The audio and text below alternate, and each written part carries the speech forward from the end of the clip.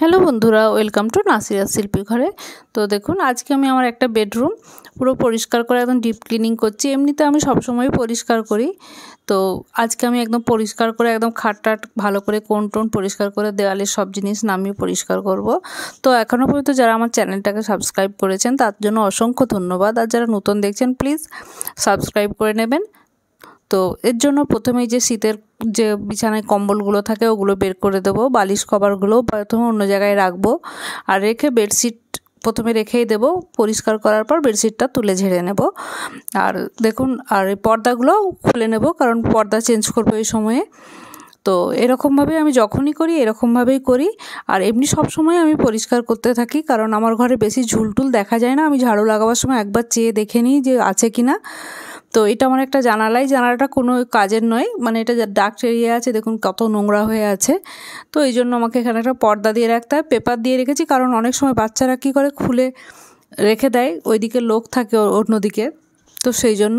আর যত দেয়ালে ওয়াল হ্যাঙ্গিংগুলো ছিল এগুলো সবই আমার হাতের বানানো, বিভিন্ন সময়ে আমি বানিয়েছি, তো এগুলোকে আমি তুলে নিলাম। আর এই যে পাতা মতোটা দেখতে পাচ্ছেন, এটা একটা স্টিকার, তো এটাকে আমি আর তুলব না, তুললে আর এটা নষ্ট হয়ে যাবে। তো প্রথমে আমি দেয়ালটা ভালো করে মুছে নিচ্ছি। তো আমাদের ফ্ল্যাটটা এমনি রুমগুলো এমনি রং করার কথা আছে, কিন্তু এখনই নয়, কারণ এখন ঠান্ডার সময়, তারপরে রোজা হয়ে গেলে ঈদের পরে গরমের সময় করাবার ইচ্ছা আছে। দেখা যাক কত দূর কী হয়, কারণ এটা 10 বছর হয়ে গেছে, কোনো রকম রং করানো হয়নি। তো এটা দিয়ে আমি এটার হ্যান্ডেলটা ছোট বড় করা যায়, তো এরকম ভালো করে আমি উপর থেকে একদম পুরো দেওয়াল সব মুছে নিলাম। এটা আমি করতে আজকে সারাদিন ধরেই করেছি, আপনাদেরকে দেখানোর জন্য আমি অল্প অল্প করে একটু একটু করে ক্লিপ দেখিয়ে দিচ্ছি। আর এই যে ব্রাশটা দিয়ে পরিষ্কার করছি, এটা দেখুন, এটা মানে আমি অ্যামাজন থেকে নিয়েছিলাম, খুব সুন্দর, এত সরু পাতলা মতো, যে খুব সুন্দর এই যে নোংরাগুলো, এই কারণ এই খাটগুলো খুব ডিজাইন থাকে, তো কোনগুলো পরিষ্কার করা ব্রাশ দিয়েও এত সুন্দর হয় না। এটা দিয়ে খুব সুন্দরভাবে সব পরিষ্কার হয়ে যাচ্ছে। আর আপনাদেরকে একটু একটু করে আমি ক্লিপগুলো দেখিয়ে দিচ্ছি যে আমি কেমনভাবে করি। কিন্তু এটা আমার করতে 5-6 ঘন্টা লেগেছে, এই পুরো ঘরটা পরিষ্কার করতে। তারপর আমি কলিন দিয়ে এরকম করে স্প্রে করে মুছে নিচ্ছি। তবে কলিনটা আমি সবসময় ইউজ করি না, হয়তো বছরে দুবার কি 3বার আমি ইউজ করি, কারণ বেশি কলিন ব্যবহার করলে খাটের পালিশটা নষ্ট হয়ে যায়। আর এই খাটটাও আমার 15 বছর পুরানো, দেখুন কিছু হয়নি এখনও পর্যন্ত। তো এরকমভাবে আমি পুরো কোণগুলো একদম এটা কাপড় দিয়ে আমি সুন্দরভাবে পরিষ্কার করে নিই। এটা মাঝে মাঝে করি, নাহলে এমনি মুছে দিই উপর থেকে।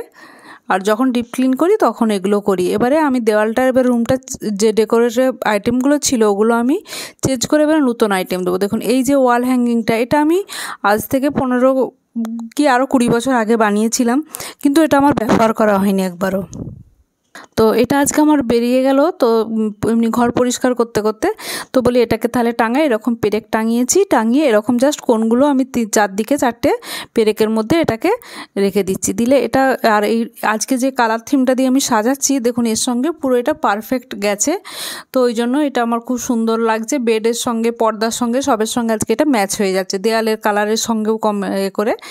তো দেখুন এরকম করে দিলাম। আর এই দেওয়ালের ওয়াল হ্যাঙ্গিংগুলো চেঞ্জ করে আমি কি করি, সব হাতে বানাতে থাকি, তো কখনো এই রুমেরটা ওই রুমে, ওই রুমেরটা এই রুমে করে আমার নিজের কাছেই খুব ভালো লাগে এটা দেখতে।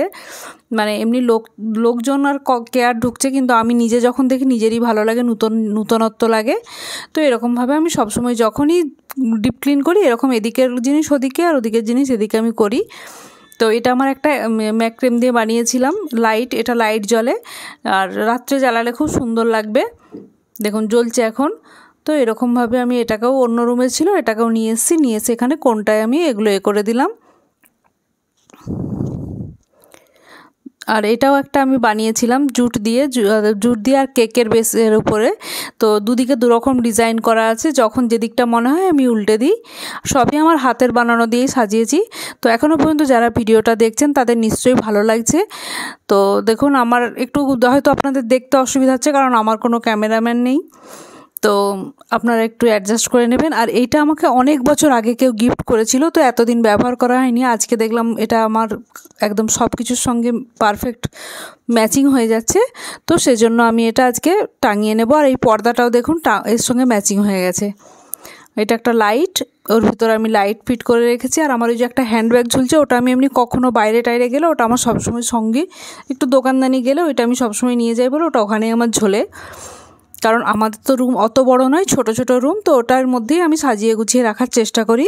আর এটা আমি অনেক বছর আগে আমি বানিয়েছিলাম এগুলো, তো এখন আস্তে আস্তে উঠেও যাচ্ছে। এটা একটা মাটির জিনিস, তো এর উপরে এরকম পদ্ম ফুলগুলো দিয়ে কোণে দিয়েছি। আর এই বেডশিটটাও ম্যাচিং হয়ে গেছে। বেডশিটটা আমি কীভাবে সেট করেছি সেটা আর পুরো দেখানো হয়নি আপনাদেরকে কাছে, কিন্তু বেডশিটটার সঙ্গে পারফেক্ট গেছে। আর এরকম ফুলের এগুলো আমি অনলাইনে অনেক আগেই কিনেছিলাম। তো এগুলোও আমি এরকম এই যে পর্দার ফাঁকে ফাঁকে, এই পর্দাটা একটু ছোটো মতো হয়ে গেছে আর কি, জানালাটা ঠিকঠাক কভার হচ্ছে না, দেখতে যেন টান টান লাগছে। তো সেজন্য আমি দুদিক থেকে এরকমভাবে এটা দিয়ে দিলাম। আর এই যে পর্দার যে হোলগুলো আছে ওর ভিতরেও একটা করে দিয়ে দিচ্ছি, তাহলে একদম দেখতে সুন্দর লাগবে। তো আমার নিজের ঘর, আপনার নিজের ঘর, তো যেমন ইচ্ছে করে আপনি সাজান, থাকতে ইচ্ছা থাকে, শুধু সাজানো গোছানো পরিষ্কার পরিচ্ছন্ন থাকলেই হবে। ঘর সাজানো মানে তো এরকম নয় যে অনেক জিনিস কিনতে হবে, অনেক বড় ঘর হতে হবে। আমার কাছে যেটা আছে সেটাই আমার জন্য অনেক। তো দেখুন এবার আমি বালিশগুলো সেট করে দিচ্ছি। আমার বেডে সবসময় এরকম একটা দুটো পিলো থাকে, আর এরকম করে আমি